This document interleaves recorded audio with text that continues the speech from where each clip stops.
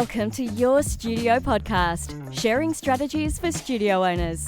Chantel Bruinsma and Michelle Hunter are co-CEOs of Studio Evolution, an online global community for studio owners who run dance, music, acting, visual arts, yoga, Pilates, even woodworking businesses. Over the last decade, they have transformed the lives of thousands of studio owners, helping them to create wildly successful and profitable studios, giving studio owners the life of their dreams.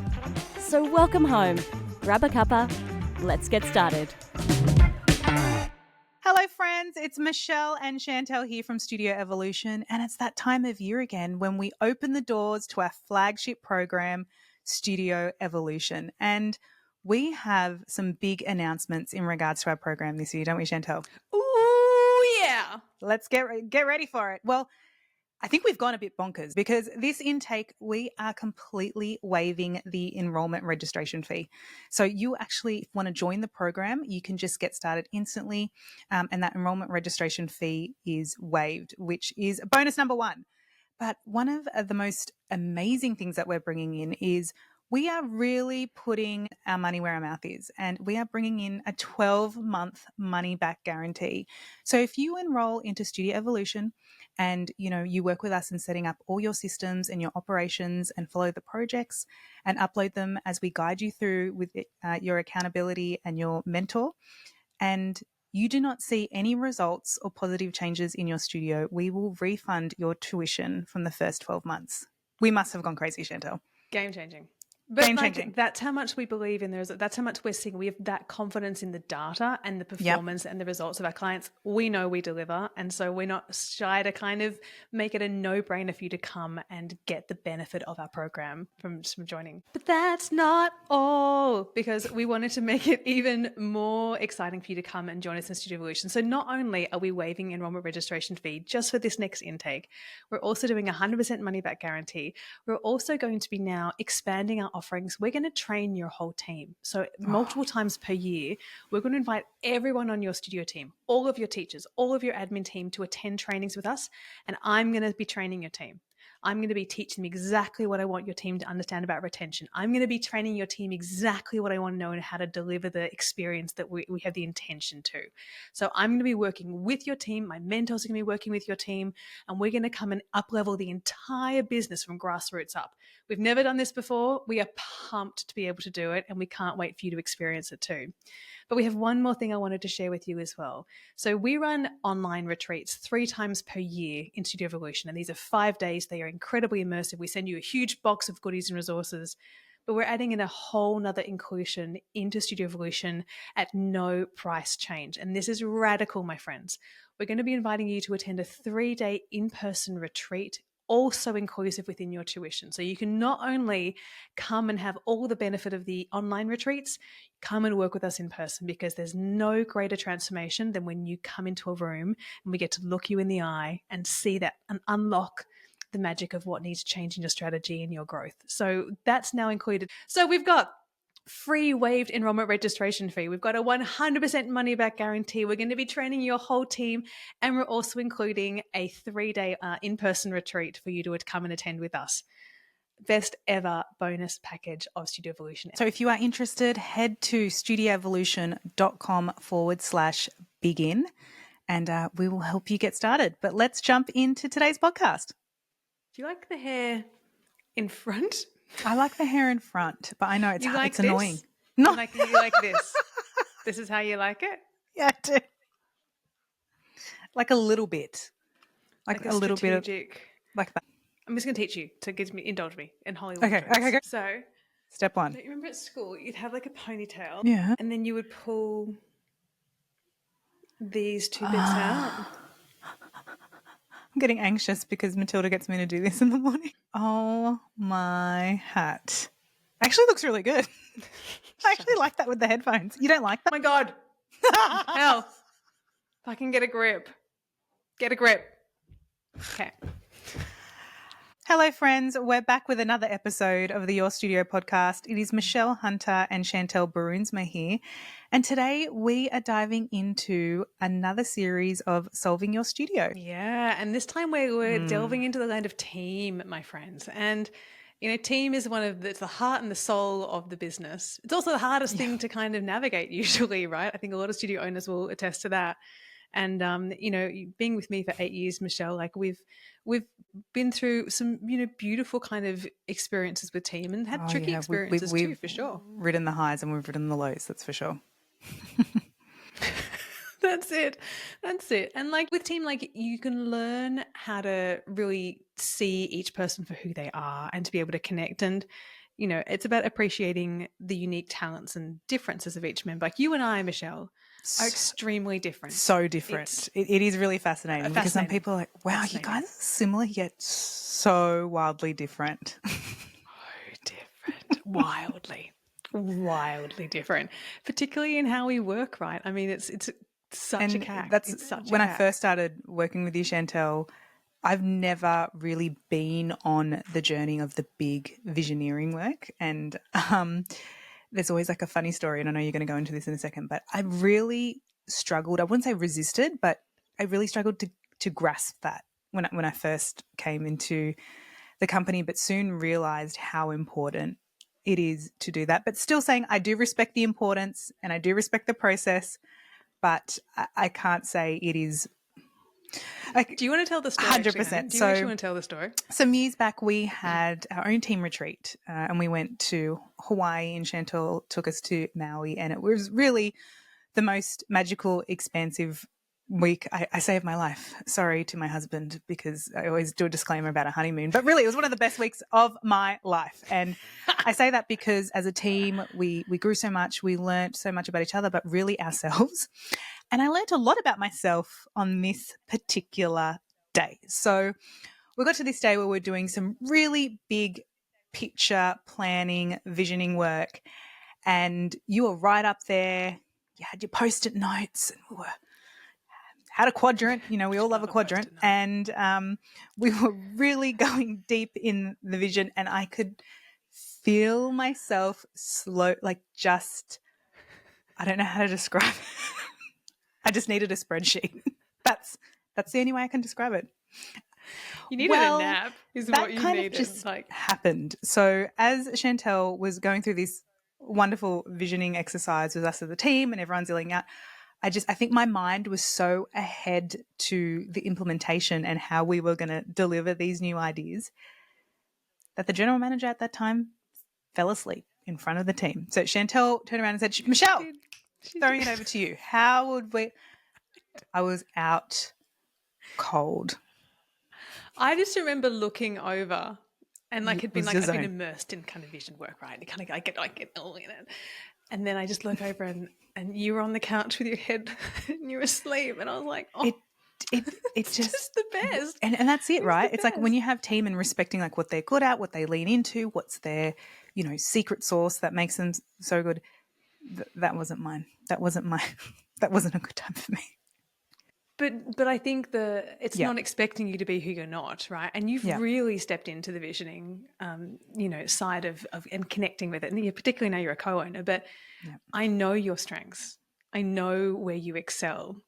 And I know if I kind of come to you with a vision, you've already got the project plan done. The spreadsheet has been made, right? And that's why we're so compatible together. But if I kind of resented you or kind of was like pushing back on you for not kind of being in that stage, like you don't have to do that element of the job. And I think as studio owners, it's important to remember that we each have different strengths. I'm not good in the inbox, is the truth. I'm not good. Michelle's giggling. She's giggling. I'm giggling. Or sometimes we have planning meetings and, and me and the ops team are so excited. It's like, Chantel, here's our 21-tab spreadsheet that links to that's what Chantel, if you can't see her, is exiting left off the screen. That's pretty much what happens. And we know. I'm like, I'm just going to let you do your thing. And that's why we work so well together. But we have some questions today where studio owners have been really open of where they're at in their leadership, in their team journey. And we're so lucky to get to dive in. Oh, this is good. And the reason these questions are really important is that what I know for sure is that it's often the team challenges in running the studio that keep you up the most at night, right? It's those because it's personal, because you've got relationships, So because deeply. you care. And navigating these team challenges can be some of the trickiest. So let's dive into this first one for solving your studio. Hi, ladies. Yes, I have a situation. I've had a student that's been with me for 12 years since she was very little, and now she's 18 years of age and she's left school. And I started teaching her how to be a trainee teacher. She's been training now for 7 months with me, being my assistant teacher. And I've known her mother and her family very, very well. But unfortunately, it's come where she's not grasping the idea. She's not taking on board anything that I'm teaching her. I don't know what to do. She's just not getting it. So how do I tell her? How do I tell somebody that I've known for 12 years that I need to do this for the business and make a decision and train somebody else? Natalie, that is a big one. And there's one thing that we know as studio owners, and that we do have a lot of personal relationships in the studio. And it is a very common strategy to hire from within.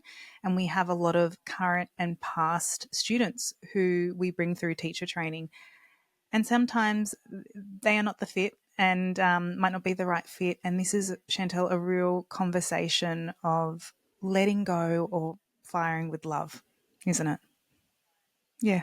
Letting go with love. Yeah, it is big. And the first thing I want to acknowledge, Natalie, is it's because of the relationship. It's normal to kind of, you've done everything you can. And I want to kind of just validate and honor like how much I'm sure you've kind of brought to try and make this work. And I've seen a lot of studio owners hold on to relationships a lot longer than they probably need to.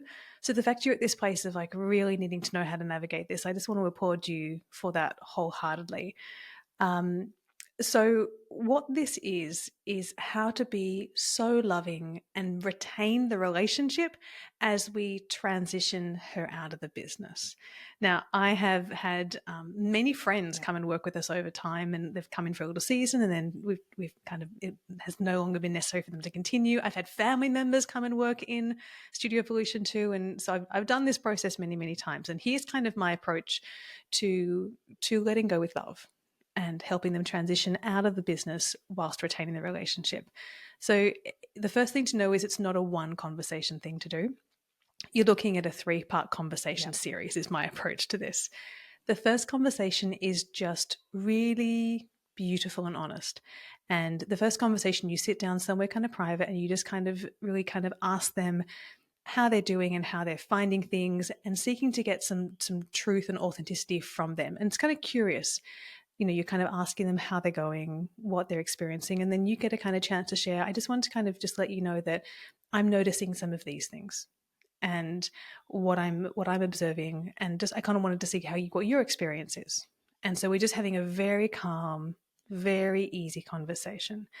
And then what often happens is there's some truth, because usually if you're feeling some angst, largely there's a good chance that they're feeling a bit uncomfortable too, right? They're probably noticing there's some tension in the relationship.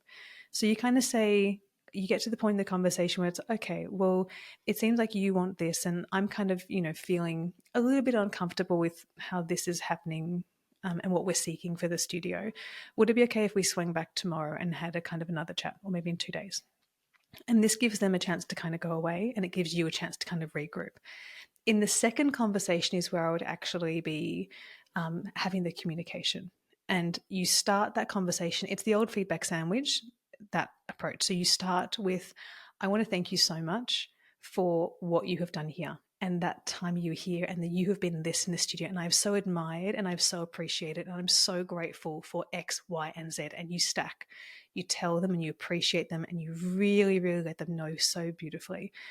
And then there comes a time when you shift and you say, and at this point in time, I feel that what we're going to need to do is we're looking for something a little bit different fit for the business, or it's going to be whatever kind of choice of words. But you're going to say something like that maybe it's time for you to, pursue what you're seeking in another workplace. You say, I want to thank you for the time you've had with us. And then again, it's gratitude, gratitude. I want to thank you so much for what you've contributed. We appreciate you so much. And then the next part is that you shift into, depending on how they're at, if they're emotional, then I would definitely just kind of just like let it be really, really calm and just, I understand you got a lot of questions. I understand this is quite a difficult thing to experience. I just want you to know how much I'm grateful for this time we've had together and what you've given to our students in X, Y, and Z. If depending on how calm they are, if they're emotional, I would pause it and say, like, could we just kind of touch base with you tomorrow and just check in and see how you're going, and then I would kind of let them just pause and then have a conversation the next day.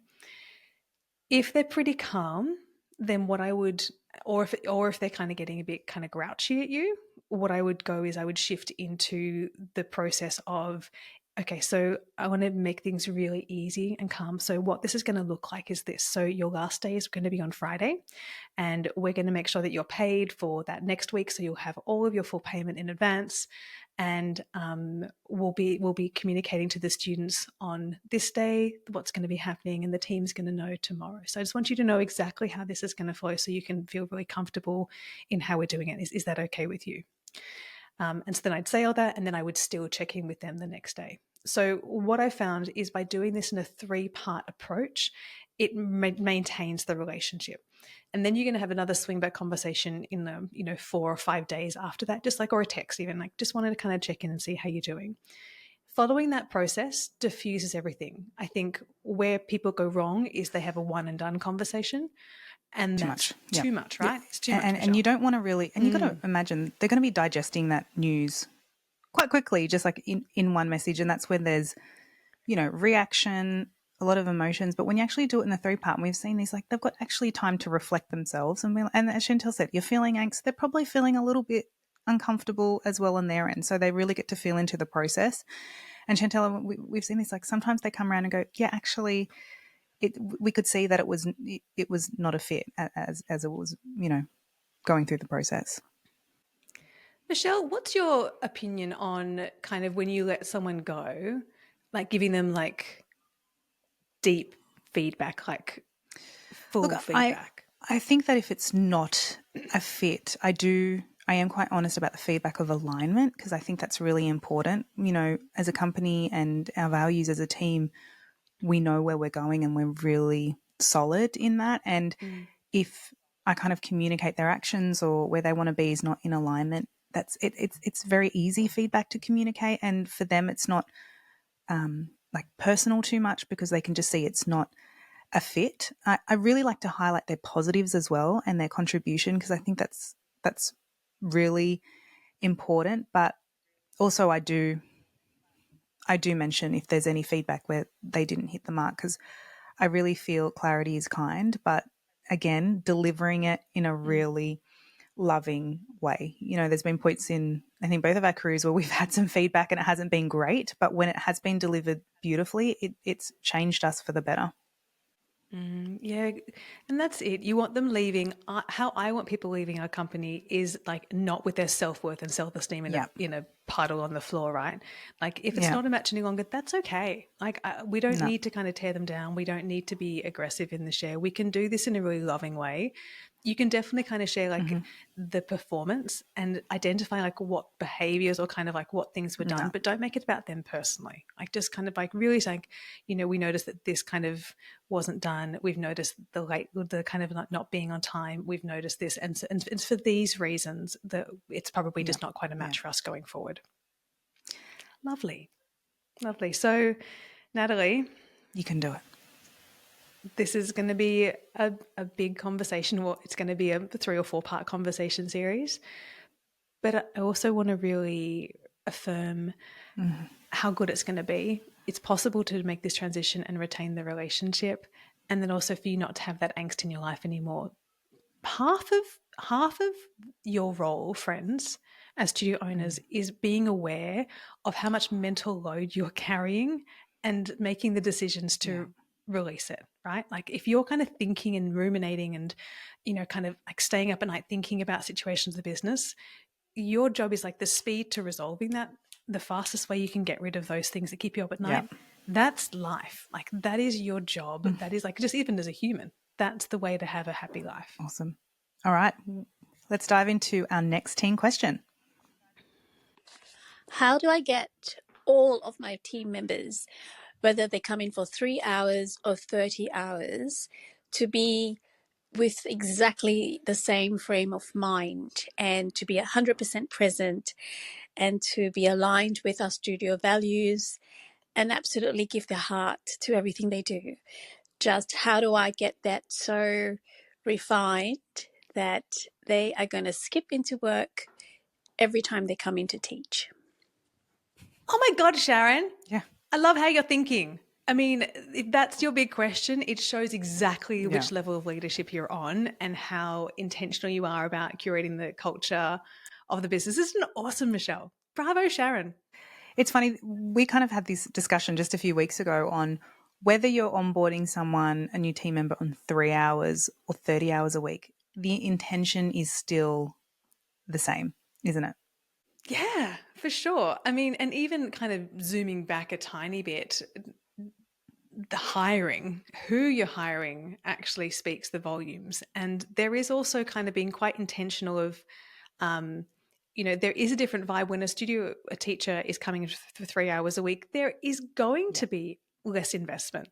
I think we can be realistic of that. Like they're going to have a lot of other kind of priorities they're also balancing in their life. And that whole thing of you do get to be quite selective. If you know that hiring teachers for a minimum of 10 hours, 12 hours a week is going to get more buy-in, more connection, more continuity in the culture, then that's okay to explore too. And so when you've got really thinking through that, like if you're finding that the 3 hour week teachers, actually it's just too difficult, there's too much communication, it's more kind of plates you've got spinning in the air, that's okay. Maybe we move to more a model where your organizational chart has more kind of invested teachers. So that's kind of one thing to really feel into.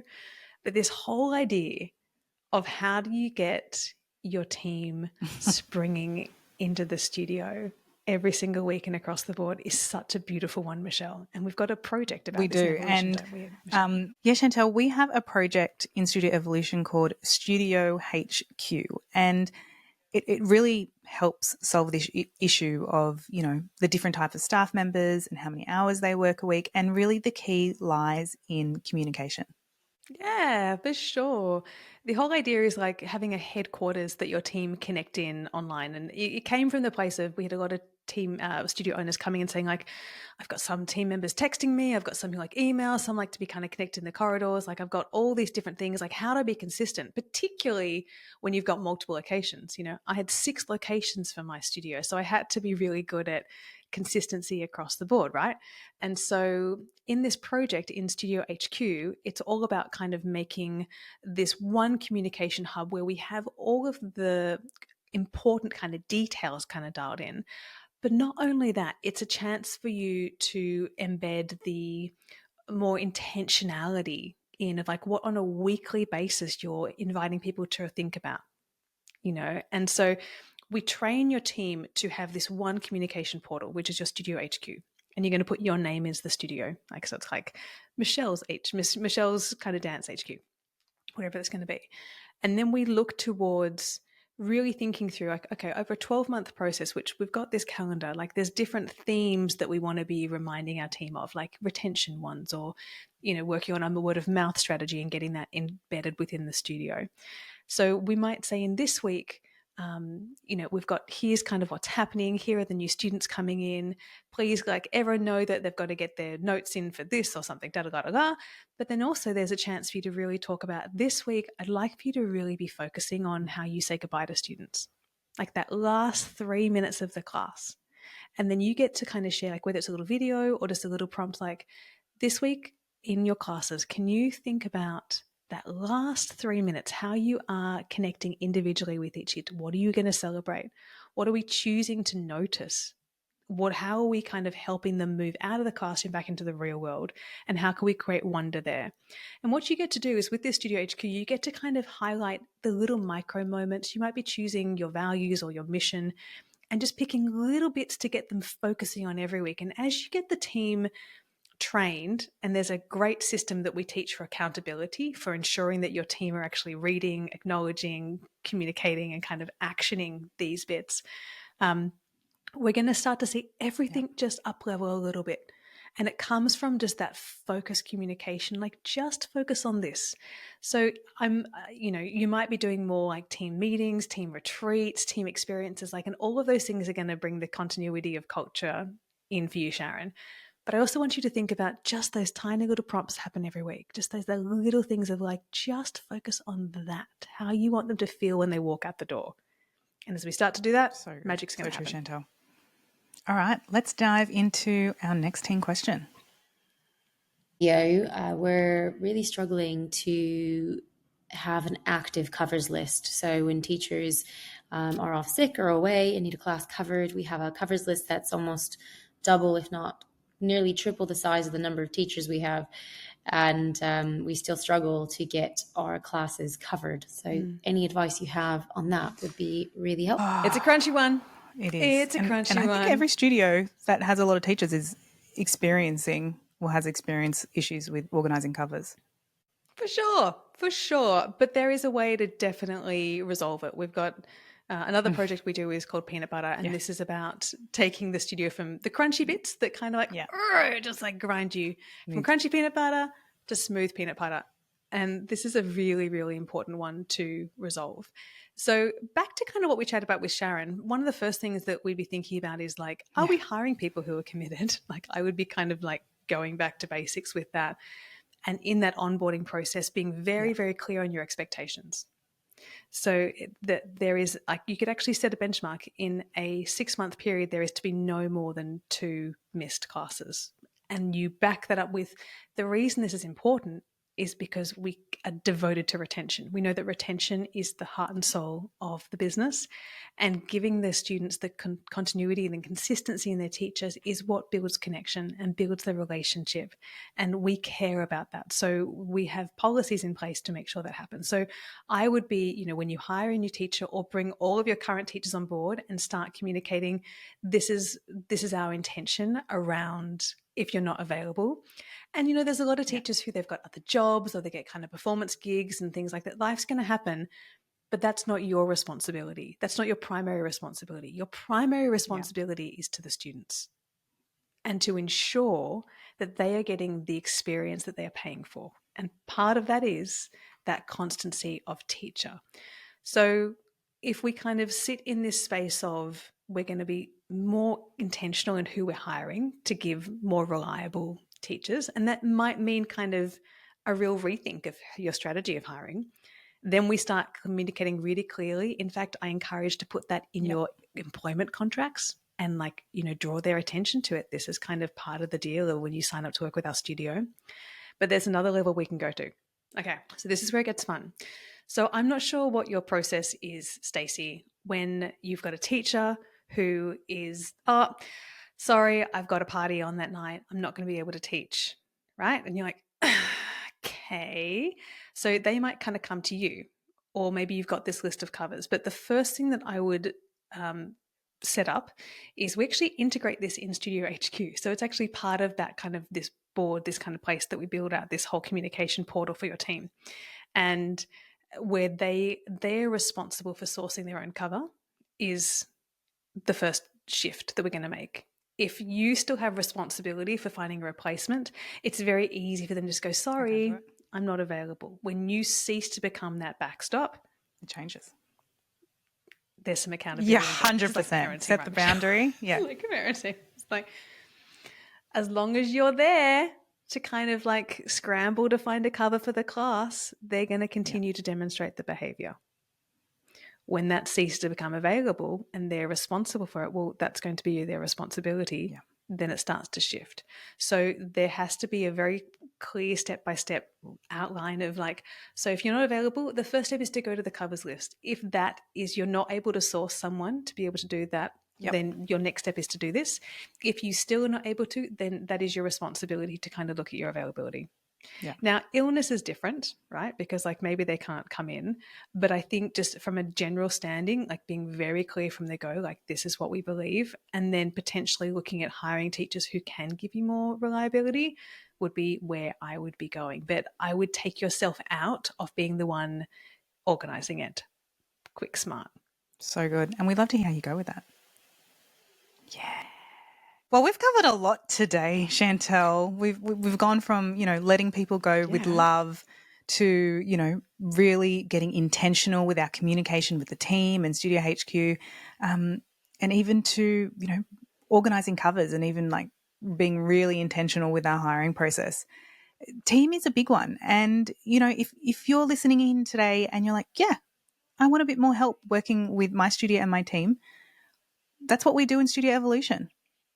Yeah, it's one of our favorite things to do. So we've just recently introduced that we're going to be training your team as part of the inclusions within Studio Evolution. So you're going to invite your whole team onto a training. You could either kind of go to your studio or get everyone kind of logging in remotely, and I'm going to deliver trainings with them. So I'm going to be like bringing them together, getting them to know exactly where we're going, which is going to support your leadership, right? Because they're going to see these shifts in you, but I want to make sure the whole team is connected and aligned. And so for me to be able to kind of really work with them on, even that bit around like the last 3 minutes of the class, like for me to kind of work with your team on setting very clear intentions, that's going to change things, right? And so I'm so excited to be able to connect with your team in that way. And it's included within Studio Evolution. So not only are we going to be elevating your leadership or your systems, we're going to get that team of yours performing too. So if you'd like to find out more, please do join us. Go to studioevolution.com/begin and we can get this show on the road. I love getting the voicemails, Michelle. This is so special. We do. And it's just such a wonderful way that we can keep hearing from you and our wonderful studio owner community. So again, if you do have any questions, the link to send us a voicemail is in the podcast notes. Thanks, friends. We're going to see you next time for your studio podcast. Love what you hear? Make sure to hit subscribe so you don't miss an episode and leave us a review. Interested in working with us and want to find out more about how we can help you? Head to studioevolution.com/start.